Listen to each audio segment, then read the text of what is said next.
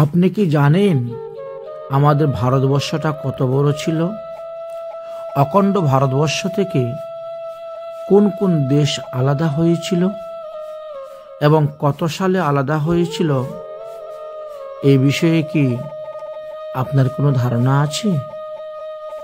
তবে এ বিষয়ে আমি একটি ধারণা আপনাদেরকে দিচ্ছি, শুনে রাখুন।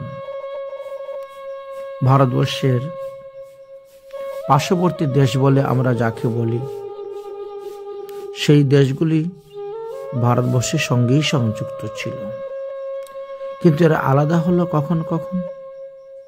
দেখেন, নেপাল ভারতবর্ষ থেকে আলাদা হয়েছে 1816 সালে। ভুটান ভারতবর্ষ থেকে আলাদা হয়েছে 1907 সালে। মায়ানমার ভারতবর্ষ থেকে আলাদা হয়েছে 1937 সালে। পাকিস্তান ভারতবর্ষ থেকে আলাদা হয়েছে 1947 সালে। শ্রীলঙ্কা ভারতবর্ষ থেকে আলাদা হয়েছে 1948 সালে। আর বাংলাদেশ ভারতবর্ষ থেকে আলাদা হলো 1971 সালে।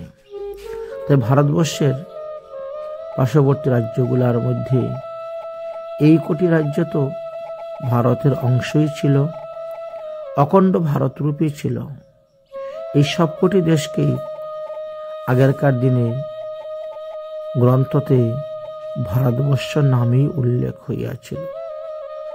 এই জন্য তো মহাজনগণ বলেন, ভারতে জন্ম হইয়াছে যাহার, জন্ম সার্থক করি পর উপকার। তাই এই সমস্ত দেশে যারা জন্মগ্রহণ করতেছেন বর্তমানেও, তারাও কিন্তু বৃহৎ ভারতবর্ষেরই অংশে জন্মগ্রহণ করতেছেন। আজ এই বৃহৎ ভারতবর্ষ, অখণ্ড ভারতবর্ষকে টুকরো টুকরো করে, খণ্ড খণ্ড করে আলাদা রাজ্য, আলাদা দেশ তারা হয়েছেন। কিন্তু কোন এক সময় এই সবকটি দেশই ভারতবর্ষের অন্তর্ভুক্ত ছিল। এই সবকটি দেশকেই সবাই ভারতবর্ষ বলেই জানতেন। ভারত মাতা কি জয়, বন্দে মাতরম।